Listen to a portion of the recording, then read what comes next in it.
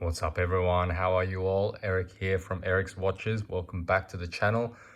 So a few days ago now I recorded a video of the unboxing of this Q&Q I don't know what is it, M006E solar power watch, and I have to say I've had mixed feelings about this over the last few days that I've worn it. I said in the video that I would give it 2 days. I'd wear it over the weekend and see how I go, and I did. And the thing is, immediately after I first started wearing it, I instantly disliked it. It just wasn't nearly the same kind of satisfaction that I get from wearing my other watches here. But yeah, I stuck it out. I stuck out the whole weekend. And then the funny thing is today, day 3, it's kind of started to grow on me. I'm going to talk about some things I like about it and some things I don't like so much about it. First off, what's made it grow on me is that it kind of looks nice. You know, the dial being white, I like a white dial. Everything looks really clean and very clear. The numbers are really legible and really big. At least the case color and the strap look consistent. I'm not the biggest fan of green, but I'm pretty sure it was either this or an all pink version, and I probably wouldn't go for that right off the bat. So that's what I like about it. And it's also really, really light. And I love that, you know, the white watch face, the white dial really catches the light. Now, here are some things that I don't like so much about it. Firstly, the strap. Okay, my wrist is kind of small. I'm not really sure, you know, the diameter of my wrist exactly, but it's on the smaller side. Maybe 6 inches, maybe less, maybe a bit more. I don't really know. Never measured it. So I got a small wrist, right? And the way the strap is, this buckle and these mechanisms sit kind of in a really awkward place on my wrist. They're supposed to sit right in the middle of my wrist. I can't really point, but you know, like here, you know, it's supposed to sit here, right? But it's down, hanging down the bottom. And as a result, there's this flap that sticks out over here. Now the flap is here not only because my wrist is small and the strap, there's like a lot of spare strap, but also because of the position of the buckle due to my small wrist being where it is.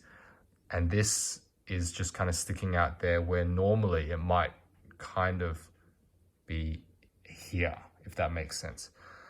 Also, this, I've worn it only 3 days, right? And the ends of this strap are starting to get frayed, and it's a little bit, it's quite disappointing that a watch that boasts such amazing specs, like, you know, a genuine Miyota solar power movement and 100 meters of water resistance, would come with a strap that is just fraying after 3 days of use. I've worn it all day, all night, except for in the shower for these last 3 days.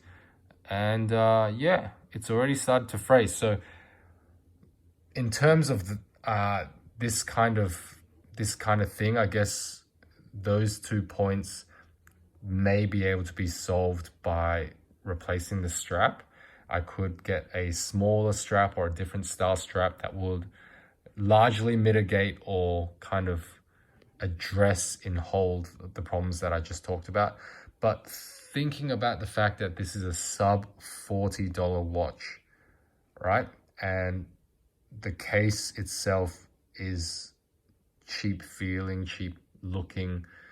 I mean, it doesn't really make sense to maybe pay $20, $30 for another watch strap, or maybe even more money for a watch strap, more money for a new strap than the whole watch is actually worth. So I might just leave it as is, and it would be hard to find another color that kind of matches with green. This kind of green is not something that you can easily pair different straps with. Okay, moving on. Couple of things, right?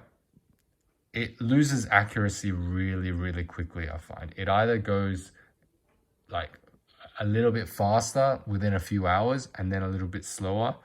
But I think I find that personally it loses accuracy very quickly. Also, the loom is absolutely terrible.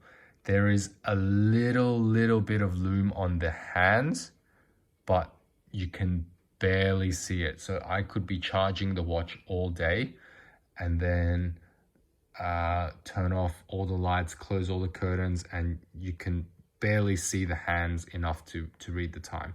And the thing about the loom as well is you see these dots on the outside of the Arabic numerals.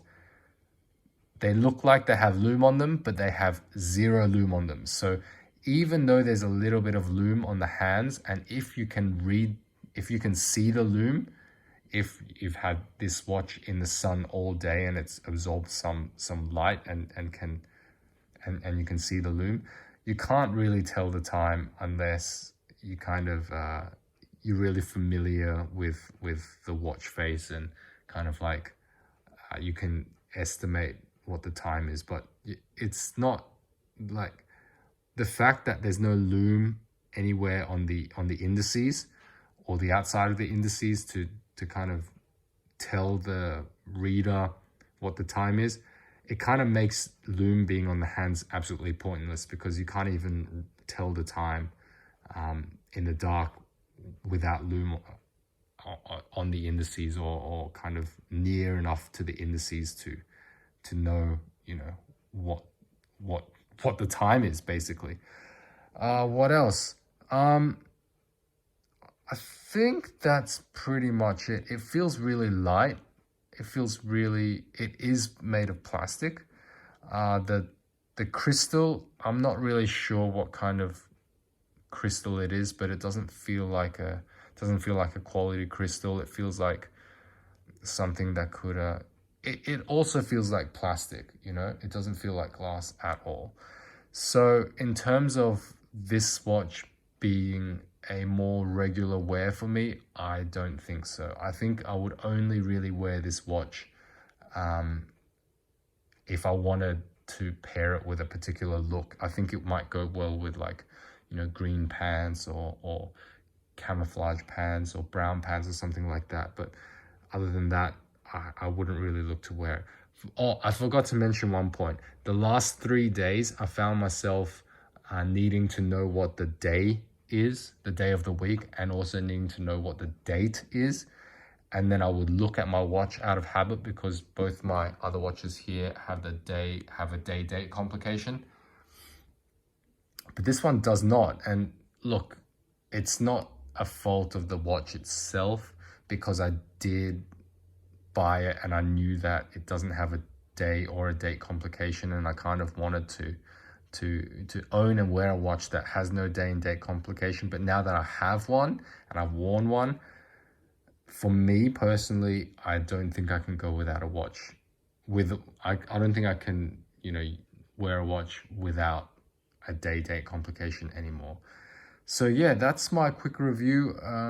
Yeah, this is certainly not an everyday wear kind of watch. This is not a watch that, you know, wearing it would make me feel very, very satisfied. I think this watch might be best for people that are not really into watches, but also don't want to have the hassle of, you know, worrying about, you know, whether watches are waterproof or water resistant or whatever, and also not having to worry about battery changes, because this is perfect. So if you don't really like watches and you want like a real set it and forget it kind of thing, and you like analog watches, this could be the one for you. It's certainly really cheap, but it's probably not really for me. Like, I will wear it occasionally, but it's not one that I would really be excited to wear, or one that I would wear on a daily basis. So anyway, that's it. That's my quick, maybe 10 or so minute review of the Q&Q E05A-006VK solar powered watch. Thanks so much for watching, guys. See you next time. Take care.